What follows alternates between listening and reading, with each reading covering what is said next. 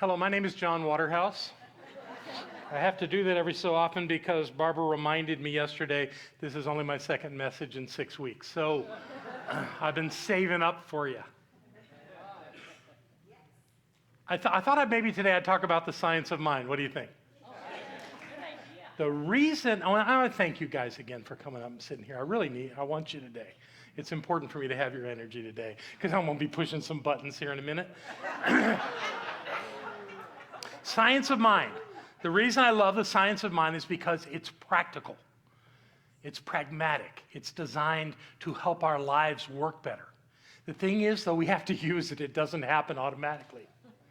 I've never known anyone who put the book under their pillow and actually got the wisdom that was inside it. So, that being so, every so often, I get mixed messages from the world. And I have to decipher the truth out of that. And that was true for me just a few weeks ago when I wasn't here. I was in Graham, North Carolina, installing a new minister there, one that had just graduated from the Florida campus. Her name is Reverend Johanna Jansen.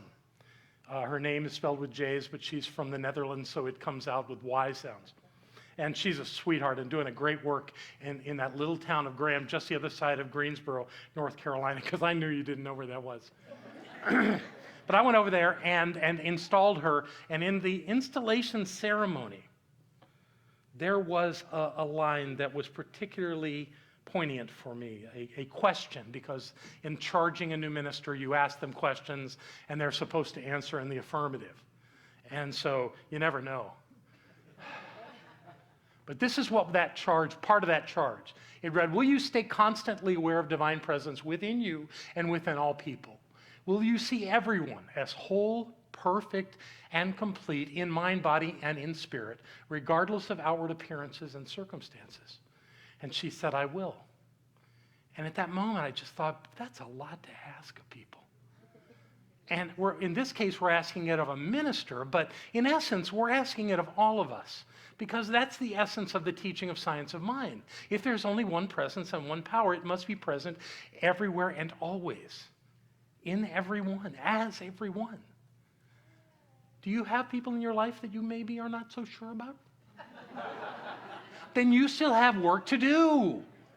You still have a process that you're working on to envelop this idea of the science of mind and the concept of oneness into your life. We had one as a country just a few weeks ago, about the same time I was in Graham. And I got several emails out of the Charlottesville event. One of them was, what is your community doing to to improve the situation in Charlottesville? I'm sure I was the only minister in the movement that had a real answer for that, and that was that one of our practitioners was planning to move there and start a new work.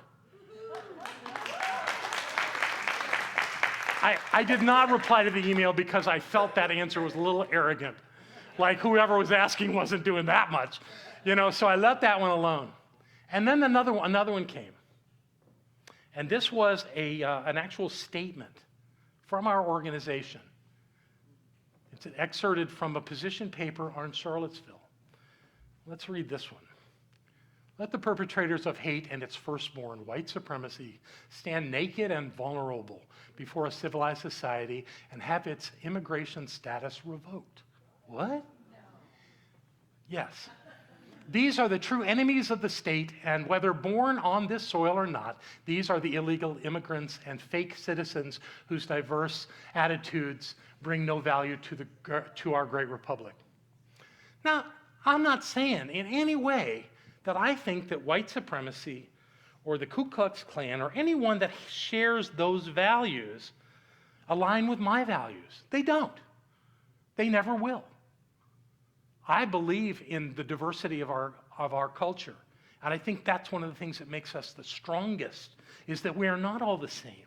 That we have different ways of being in the world, yet we come together and are better for it. It broadens and deepens who we are as a culture. I'm all for that and not for the things that I believe white supremacists and Klan members and other kinds of folks that have those sensibilities, or I probably shouldn't call them sensible in any way, but that I agree with them. But I can't go here. And I'm conflicted because this came from us. What do I do with this? So I have a story that really helped me with this.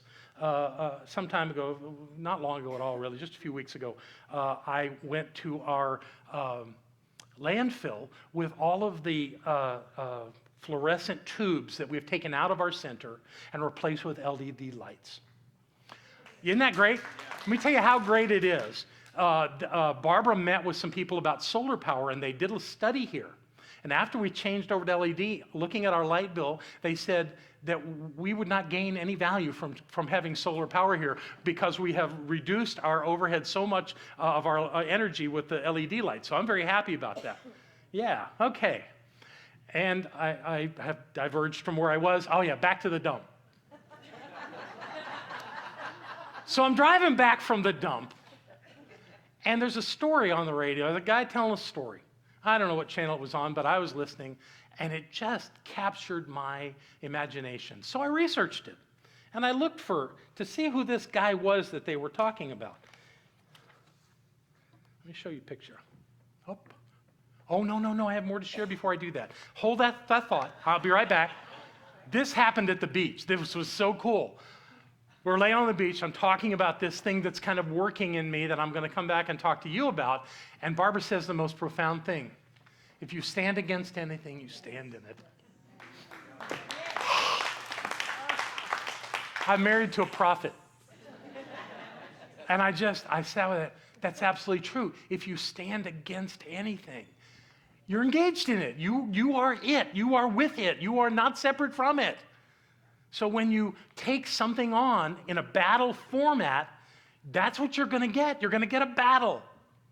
And you're going to actually empower the thing you're against. You're giving it energy by taking it on. Isn't that weird? Ernest Holmes says about that. Find me one person who is for something and against nothing, who is redeemed enough not to condemn others out of the burden of his soul, and I will find another Savior, another Jesus, an exalted human being. Now that's lofty language, to be for something and against nothing. But should we not all seek that in our lives? To promote something, to direct something, to bring something creatively into the world, not to condemn. Condemnation does not serve us. What do we do with things like white supremacy and the Ku Klux Klan? What do we do with that? One observation in Charlottesville that I found very interesting was that for every one of those kinds of people, there were, 20 people that came with the opposing view? So we've kind of been in this pendulum swing where our culture is so anti certain things, we're actually, I believe, keeping it alive. So what do we do? Here's my example, my story from my drive back from the landfill. The man on the right's name is Daryl Davis. He's an accomplished musician. He's played with Chuck Berry, Little Richard. He's also a writer and an author. And it was his story that I heard on the radio. The guy on the left, I'll tell you about him in a bit. For the past few decades, Mr. Davis has been on a mission to befriend people in hate groups like the Ku Klux Klan by calmly confronting them with a single question. How can you hate me if you don't even know me? Davis's approach may seem dangerous, and I'm sure many people would see it that way, but he explains his logic. According to Mr. Davis, the most important thing I learned, let's share these words, the most important thing I know is that when you are actively learning about someone else, you are passively teaching them about yourself. Give them a platform. You challenge them, but you don't challenge them rudely or violently. You do it politely and intelligently. And when you do things that way, chances are you will reciprocate and they will reciprocate and give you a platform. Huh. So what happened? How did this come together? That's on the next page, and I have to read this because I'm not going to screw this story up. 1983, Davis was performing at a club, an all-white place in Frederick, Maryland. Afterwards, an audience member came up to him to compliment him on his stuff, so they began a conversation. And this white guy that came up was a member of the Klan. And Daryl had never met a member of the Klan, and apparently this guy had never had a conversation with a black man. But they had a conversation, and as they continued meeting and talking to one another, the man introduced Daryl to another man named Roger Kelly. Roger Kelly was the former imperial wizard of the Klan. Over time, Kelly and Davis became close, and Kelly eventually quit the Klan. Not only did he quit the Klan, but apparently 12 more active members of the Klan also met Davis, and in those conversations decided to leave the Klan. This guy on the left, his name is Scott Shepard, and he was a former Grand Dragon of the Klan. Left. Now, what's interesting about this, this already is fascinating to me, but one thing they all did was they gave their Klan robes to Davis. What did he do with them? He's keeping them. He has friends that go, "What are you doing, Daryl? This is awful. You should burn those things." He had a reply to that. As shameful as it is, we don't burn our history. We learn from it.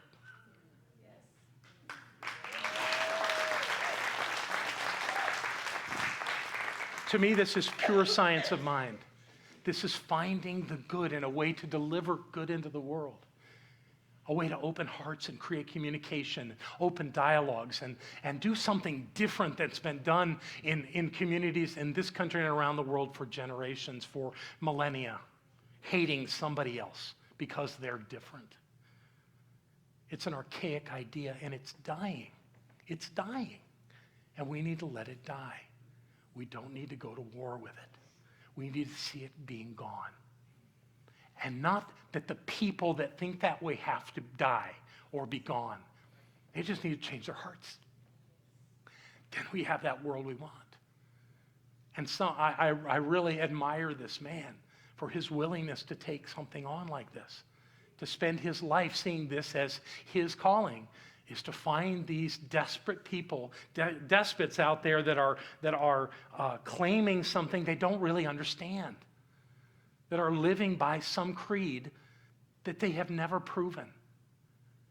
There's a better way to be in the world.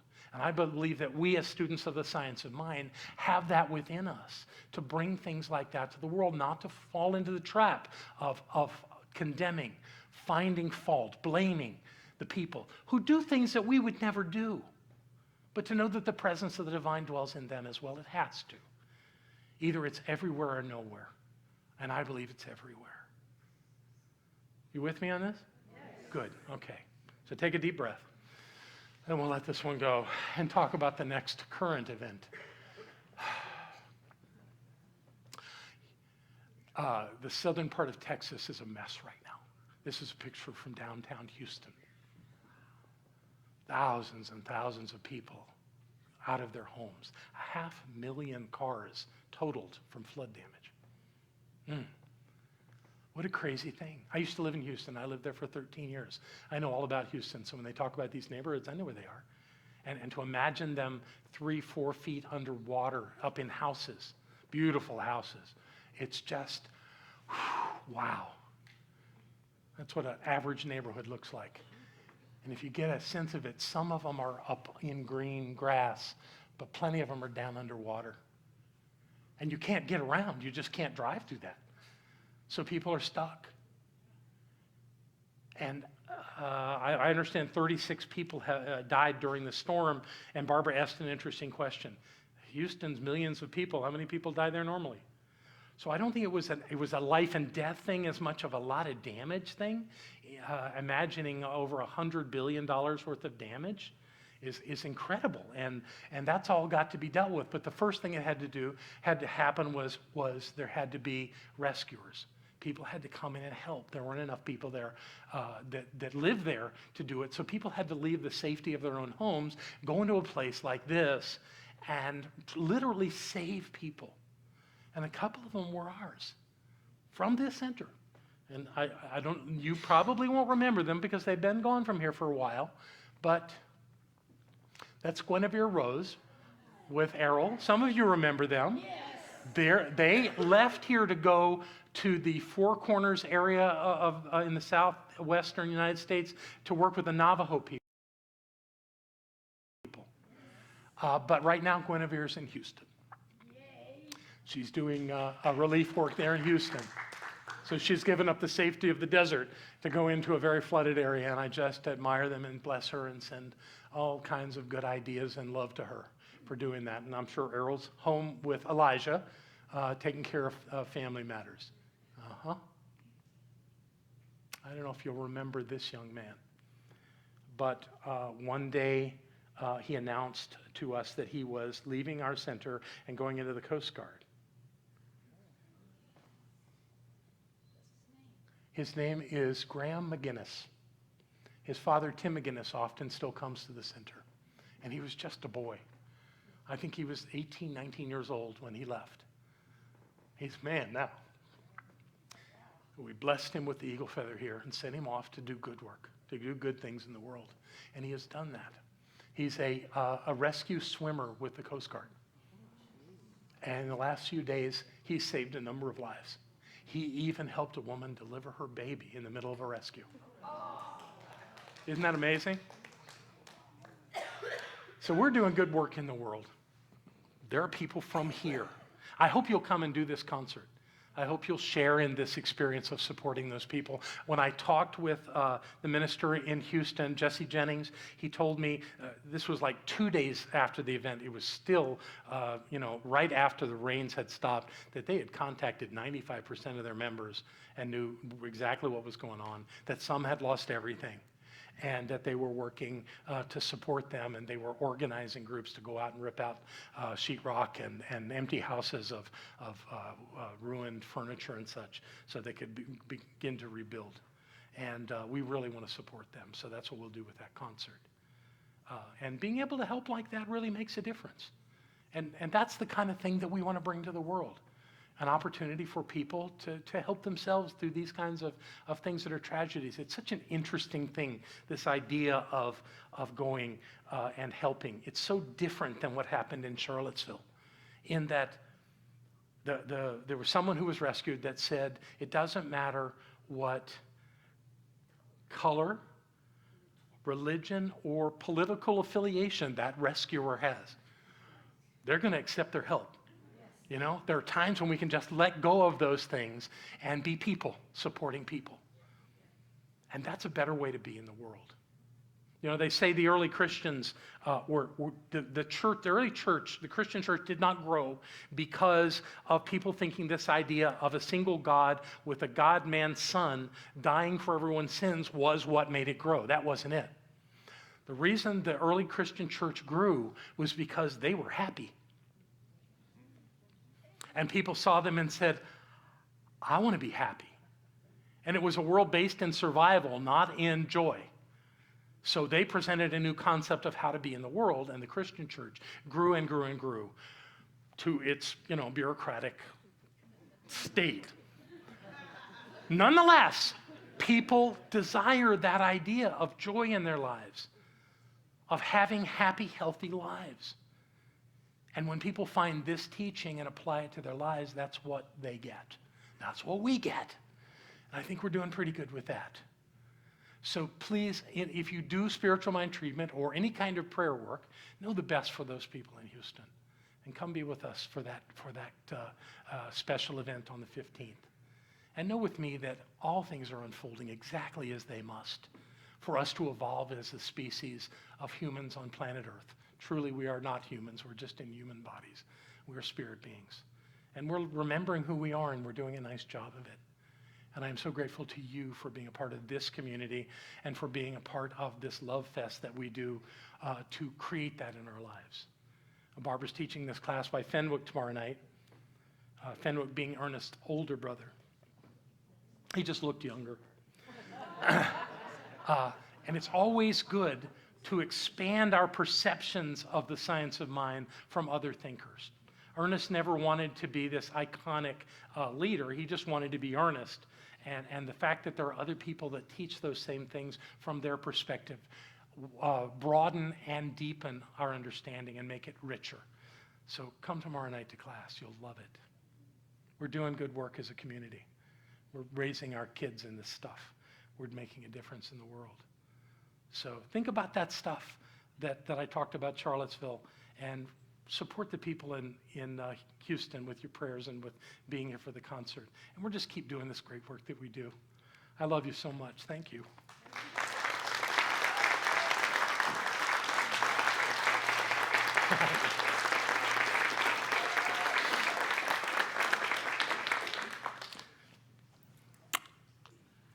You heard that kiss. I remember you doing that eagle feather blessing on Graham, and he looked so young. And you blessed him with safety and with courage. Yeah. Yeah. Yeah. So our welcomers have come forward. Who's here at the Center for Spiritual Living Asheville for the very first time? Raise your hand. Let us welcome you. We have the Mile High contingency. Welcome, welcome, welcome. I'm glad you're here. Is there anyone else who's here for the first time? It's Labor Day weekend. I'm glad you came at all. Thank you. If you would like to know more about our center, you can give us your name and address. If you would just like some email, you can check email only. And if you don't want to know about the center, that's fine. But we have cool things going on here. And I'm glad that you came because this center and Brian, it's been so long I don't even remember. It's Remy, right? Remy was a little girl. Oh my gosh, it's so good to see you. Thank you. Yay.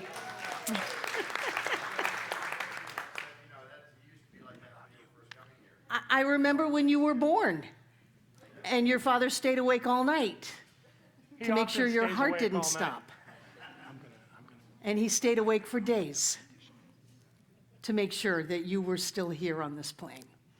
And now you're all grown up. Yay. So welcome to Center for Spiritual Living Asheville. I want you to know that this is an amazing place where we demonstrate this teaching because we are willing to hold ourselves to a high standard.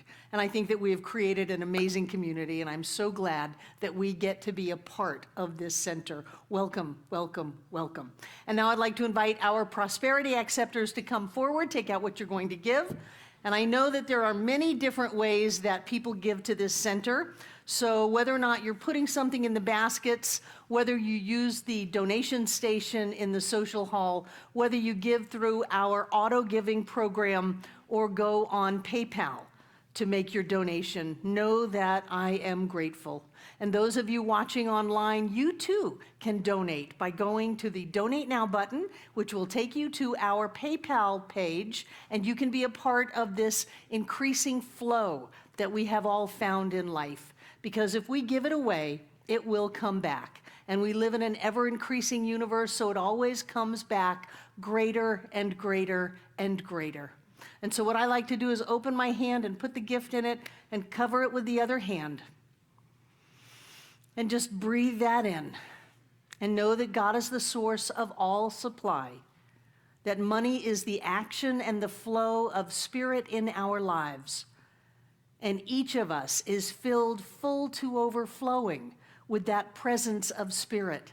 And so we give out of our fullness. We give freely and joyfully, knowing that as we give, we receive, that the blessing that we are goes out and touches this center and touches the world, and that we are all enriched from this. I know that each one of us comes together this day to make this Center for Spiritual Living Asheville all that it was ever meant to be. It is a place of peace, a beacon of light, a tower of strength, and a fountain of wisdom that touches the lives of all who call it home. And we'll repeat our investment affirmation together aloud. I freely and joyously give from the abundance and fullness of my overflowing wealth, knowing my gift goes with love as it touches and blesses the world. And so it is.